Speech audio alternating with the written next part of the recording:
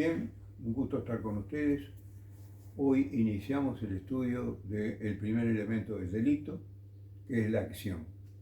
Habíamos dicho en la charla anterior que el delito se caracterizaba por ser una acción típica, antijurídica y culpable. Bueno, hoy vamos a comenzar por el estudio del primero de esos cuatro elementos, que es el tema de la acción. La acción es una conducta humana voluntaria. Yo incluso prefiero, en mis libros así lo digo, llamarle conducta y no acción. ¿Por qué? Porque hay algunas acciones que no son tales, es decir, no se acciona, sino que se omite de alguna manera penada por la ley, que después las vamos a considerar, y entonces es mejor llamarle conducta que acción. Además, con esto estoy cumpliendo con uno de los aforismos del derecho romano que hablaba de que el delito era un nullum crimen sine conducta, es decir, no había delito, no había crimen, si no había una conducta. ¿Qué quiere decir eso? Que tiene que haber una conducta de carácter humano, voluntaria e intencional. No debe tratarse de una persona jurídica ni debe tratarse de una situación o de un estado. Se trata de una persona, un ser y hueso, una persona psicofísica, o sea, un ser humano. Es el único que puede cometer una acción o una conducta de las que son penadas por la ley. Y esto también se encarta en lo que se le ha llamado derecho penal de acto y no derecho penal de autor. Es decir, el derecho penal es un derecho penal de acto, un derecho penal de conducta, de acción y no de autor. Es decir, una persona es un ladrón, es un homicida, es un delincuente en general, porque antiguamente cometió delitos o porque tiene unas facciones de determinado carácter o porque vive en determinado barrio o porque se trata con determinadas personas. Eso es volver al viejo sistema de la escuela positiva, al sistema de Lombroso, al sistema de Garófalo, donde se entendía que por tener una fisonomía determinada se era o un ladrón o un estafador o un homicida o un violador, cada uno de ellos tenía su cara especial. O sea que no podemos confiar en estas doctrinas que fueron en su momento, ayudaron mucho, digamos, al estudio del derecho penal, pero que hoy en día no tienen ninguna validez de ser. Por lo tanto, estamos en un derecho penal de acto y no de autor. Estamos en un derecho penal de conducta. Esa conducta, esa acción, no es nada desde el punto de vista penal si no se acomoda a un tipo penal. Es decir, si esa acción no está penada, sancionada por una norma del derecho penal que la erija como un delito. Porque hay un montón de acciones que nosotros cometemos durante el día, la que estoy haciendo ahora yo, por ejemplo, la que está haciendo Ramiro Pombo en este momento dirigiendo toda la parte técnica, la que está haciendo millones de personas que se están tomando un ómnibus, que están tomando un café, que están tomando mate, que están comiendo, que están durmiendo. Esas acciones no son acciones delictivas. Esa acción delictiva cuando se acomoda a un tipo penal, que vamos a ver como segundo elemento del delito. Por lo tanto, eso es el concepto de acción. Habíamos dicho que la persona jurídica, una institución, no puede ser sujeto activo de delito. Esto en algunos países, sobre todo países europeos, y en este momento en muchos estados, por lo menos en una gran suma de estados de los Estados Unidos de Norteamérica, la persona jurídica como institución, como entidad, digamos, puede llegar a ser sujeto activo de un delito. Pero eso son cosas aparte, un poco más profundas, que las consideraremos después cuando estudiemos el tipo penal, la tipicidad, el segundo elemento del delito, y veamos la posibilidad de que alguna persona jurídica pueda llegar a ser autor de un delito. Pero por el momento les digo que no, que el sujeto activo del delito debe ser un hombre psíquica y físicamente considerable.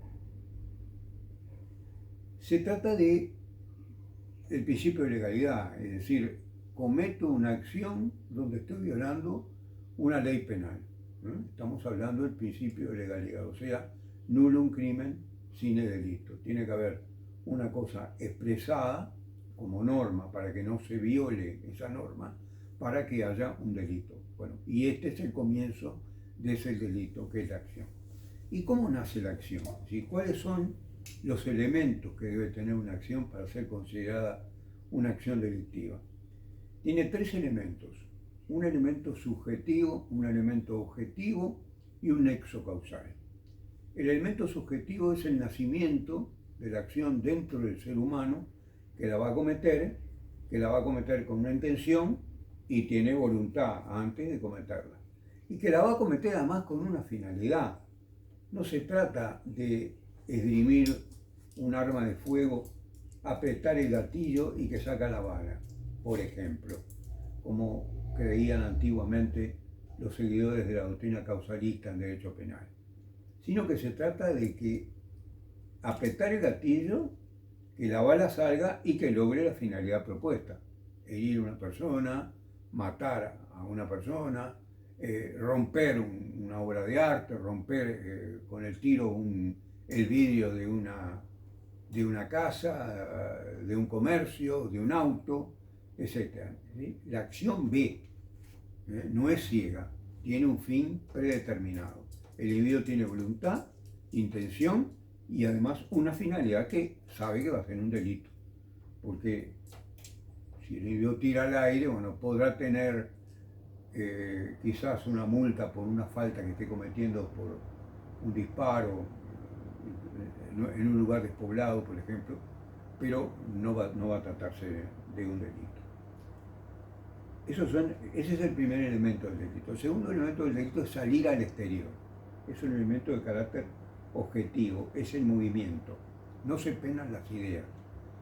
Se pena, el individuo puede tener una idea de cometer un delito, puede tener la intención de cometer un delito y quedarse quieto. No hacerlo, no realizarlo. Eso no se castiga. No se castigan las ideas. Tiene que salir al exterior la conducta para que se pueda castigar. Y finalmente, el tercer elemento es el resultado, que es un cambio en el mundo exterior. Pero no cualquier cambio en el mundo exterior. Un cambio en el mundo exterior que tenga una relevancia jurídica, es decir, que a su vez esté violando un tipo penal, una norma penal que dice que hacer eso es un delito. O hacer eso es una infracción de menor categoría que el delito, como yo les decía en la clase pasada, una falta. O sea que tiene que ser un cambio en el mundo exterior con relevancia jurídica. ¿Y qué le falta a estos tres elementos del delito? Le falta la unión, es decir, le falta algo que los una. Y eso que los une es precisamente el nexo causal o relación de causalidad que está prevista en el artículo 3 de nuestro Código Penal, que yo se los quiero leer para que ustedes vean cuál es la relación de causalidad para nuestro código. El artículo 3, cuyo nomen iuris, o sea, el nombre jurídico, es precisamente relación de causalidad, dice: nadie puede ser castigado por un hecho previsto por la ley como delito si el daño o el peligro del cual depende la existencia del delito no resulta ser la consecuencia de su acción o de su omisión. Punto. Y seguido. No impedir un resultado que se tiene la obligación de evitar equivale a producirlo. Aquí está la omisión, de la cual yo les hablaba hoy. Pero no importa, de la omisión vamos a hablar un poquito más adelante. Entonces, el nexo causal dice, como ustedes acaban de ver, de la lectura del cual depende la existencia del delito, no resulta ser la consecuencia de su acción o de su omisión. Nadie puede ser castigado con el delito si el daño o el peligro del cual depende la existencia del delito. ¿De cuál depende? ¿De qué es lo que depende? ¿De qué debe depender? Sobre esto, obviamente, en la historia ustedes se podrán imaginar la cantidad de teorías que han surgido. Una de las primeras teorías que surgieron por allá por el siglo XVIII, principios del XIX, fue la teoría de la equivalencia de condiciones. Es decir, como el código habla de una equivalencia de condiciones, puede ser cualquiera de las condiciones, no dice cuál, se podía remontar la responsabilidad por la muerte de una persona a quien había fabricado el arma, que no tenía nada que ver con el hecho de haberlo matado, o incluso a quien había conseguido en la mina el mineral, el hierro, por ejemplo, para fabricar esa arma, ¿no? Fíjense ustedes a dónde puede llegar, hacia atrás, a dónde puede llegar la responsabilidad, una cosa que es realmente absurda. Después de esa teoría se inventó la teoría de la equivalencia, de la causalidad adecuada. Es decir, dentro de todas las condiciones, dentro de todas las causas, hay una que es la más adecuada, una que fue la más adecuada por experiencia, por lo que sucedió a través de esa consecuencia, y entonces esa es la consecuencia. Si, por ejemplo, una persona compró una arma, la llevó a su casa, la cargó, la martilló, disparó, y en el momento que disparó mató a una persona, bueno, la causalidad más adecuada es el disparo, es el haber hecho el disparo con el arma de fuego, haber tirado de la colilla del disparador para producir la muerte de esa persona. Con esto no ha quedado solucionado el problema. En la actualidad, por ejemplo, se está hablando bastante, hace ya unos años, esto sería casi unos 30 años, o quizás unos 30 años, de la teoría de la imputación objetiva, que es una teoría un poco difícil de explicar, bastante difícil de aceptar, e incluso en la realidad jurídica de nuestro país y de casi todos los países del mundo, no es aceptada. Son muy pocos los que aceptan la teoría de la imputación objetiva. La teoría de la imputación objetiva dice algo así como que un resultado es objetivamente imputable solo cuando la acción que lo causa ha creado un riesgo relevante típicamente. O sea, si la acción creó un peligro sobre la norma que se trata de evitar que se viole. Es una situación bastante difícil de aceptar, y que, bueno, la mayoría de los autores no lo aceptan, pero de todas maneras yo creo que en algunas situaciones se puede introducir una parte de la teoría de la imputación objetiva a la teoría de la relación adecuada para poder justificar lo que es la naturaleza jurídica del nexo causal. Para mí, adecuada, para que ustedes tengan una visión práctica del asunto y no se hagan más problemas con todas estas teorías, para mí, causalidad adecuada es la que está prevista, o sea, la que están adecuadas a un tipo penal. Si el individuo violó las situaciones que están adecuadas a un tipo penal, es decir, las situaciones que el tipo penal, que la norma penal le dijo que no hiciera, no matarás, no hurtarás, no estafarás, no violarás, no falsificarás, no te apropiarás indebidamente de cosa ajena, etcétera, etcétera, etcétera. No vamos a decir todas porque son cientos. Entonces, en ese caso, la causalidad es la adecuada. Para ese delito, para ese determinado delito. Porque matar, evidentemente, es causalidad adecuada para el homicidio, pero no para un hurto, para una estafa, para una apropiación indebida. Falsificación o violación, de lo que se trate. Bien.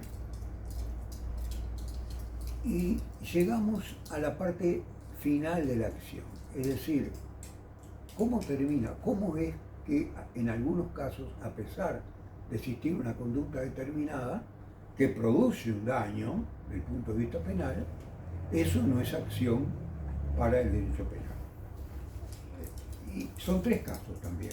El primer caso es la fuerza física irresistible, es decir, cuando una persona no puede resistirse contra una fuerza que lo impulsa y lo determina como si él fuera un objeto a causar un daño, no es responsable. Imagínense ustedes, Por ponerles un ejemplo, una persona está parada mirando una vidriera de una joyería, por ejemplo, donde existen piezas de valor, ¿verdad? Y alguien lo empuja con toda la intención de que esa persona con el peso de su cuerpo rompa la vidriera y luego, después que la persona fue usada así como si se tratara de una piedra, se apodera de las cosas que le interesan, de las cosas que se puede llevar en el momento. Eso es una fuerza física irresistible. Como también es una fuerza física irresistible que la persona esté parada, por ejemplo, y un golpe de viento o algo que tiene que ver con la naturaleza lo mueva, lo haga mover y que con su movimiento, que no fue voluntario de su parte ni intencional de su parte, esa persona produzca un daño que pueda llegar a ser un delito. Segundo caso de actos que no deben ser considerados acción y por lo tanto no van a acarrear una responsabilidad penal, son los actos reflejos, es decir, el estornudo, el vómito, la hemorragia. Estamos mirando, por ejemplo, en un museo un manuscrito o mirando una obra de arte y tenemos un exceso de estornudo donde manchamos, porque no lo podemos dominar, la obra de arte que estamos mirando, o una hemorragia que involuntariamente nos sale sangre de la nariz, o un vómito, o una tos, en fin, que podamos manchar, eso es un acto reflejo, ¿verdad? Por lo tanto, obviamente no hay voluntad, no hay intención, y ahí se entiende que no hay acción desde el punto de vista penal. Y dentro de los actos reflejos hay algunos actos que son interesantes de tratar, que los italianos le llaman nolontà, es decir, voluntad y no voluntad. Por ejemplo, estamos en una escalera y de pronto perdemos pie y nos agarramos de una persona para no caer, porque no tenemos otra cosa de que agarrarnos. Y a la persona le producimos una lesión, o a la persona producimos que la persona caiga sobre algo y produzca un daño. Bueno, son actos de no voluntad, pero son considerados dentro de lo que es la jurisprudencia del derecho penal como actos reflejos también. Y finalmente, el último caso de falta de acción son las concausas que están previstas en el artículo 4 del Código Penal, que dice así: no se responde de la concausa preexistente, superviniente o simultánea, independiente del hecho que no se haya podido prever, punto. Y después dice, la que se ha podido prever y no se ha previsto será tenida en cuenta por el juez para rebajar la pena según su criterio, de acuerdo con las circunstancias del caso y lo dispuesto en el artículo 18.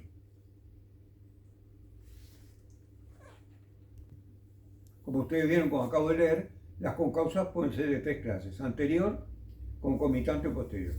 Anteriores, por ejemplo, que el individuo, que nosotros vamos a hacer un ejemplo medio clásico, ¿no? El individuo que una persona quiere matar sufra una enfermedad mortal anterior que lo mate antes que el veneno que nosotros le estamos suministrando para matarlo. Nosotros digo, la persona que lo quiere matar, ahí me puse yo de ejemplo. Concomitante, se trata por ejemplo de alguien que quiere matar a una persona y lo va a matar con un disparo de arma de fuego y la persona muere porque hay otra segunda persona, que incluso no tiene por qué estar de acuerdo con el primero, que le está suministrando un veneno y ese veneno hace efecto y lo mata. Y finalmente la posterior, que es una persona que es agredida, por ejemplo, en el medio del campo, caso que ocurrió acá, en el departamento de Tacuarembó, le da un puñetazo, al otro lo queda tirado en el suelo y desmayado totalmente, y a los 15 o 20 minutos, en una forma totalmente imprevista, que nadie no había sido previsible para nadie, solamente para un meteorólogo, se desata una tormenta eléctrica y un rayo cae sobre la persona que está desvanecida en el suelo y la mata. Eso es una concausa posterior. Tiene que tener la concausa dos elementos, como dice el artículo 4 del Código Penal, sacado del artículo 40 del Código Penal italiano. Debe ser independiente del hecho y que no se haya podido prever. Independiente del hecho, es una cosa que no puede ser. Nada es independiente. Todas las cosas son una asociación de dependencias, una de las otras. Yo estoy acá hoy porque me levanté, salí, no me agarró ningún automóvil en la calle, no me morí, no me dio ningún infarto. Todo depende. Es toda una secuencia. No hay cosas independientes. Ahí el legislador se equivocó, como se equivocó el legislador italiano, que después trató de corregirlo a través de alguna sentencia del Supremo Tribunal Italiano, Constitucional Italiano, pero que en nuestro caso no se ha corregido. En nuestro caso sigue siendo la palabra independiente, pero independiente del hecho, en realidad, los hechos todos dependen uno del otro. Y el otro sí, el otro es cierto, que no se ha podido prever. Es decir, cuando una persona va, no sé, está realizando una determinada acción con otra, por ejemplo, incluso se están discutiendo, ¿m? Y en ese momento cae un rayo y mata a la otra persona, por decirlo en algo bastante frío, bastante brutal, la persona no pudo prever de ninguna manera que le iba a caer el rayo al otro y le iba a matar, de manera que eso es verdaderamente una concausa posterior, ¿no?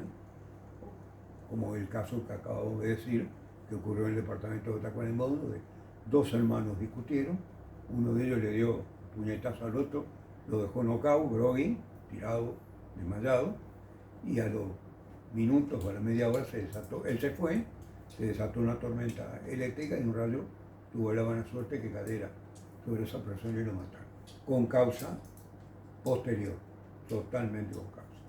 Bueno, dejamos por aquí la charla de hoy y en la siguiente vamos a seguir con otra parte de la acción, que es la omisión, y posiblemente ya entraremos con el segundo elemento del delito, que es la tipicidad. Muchas gracias.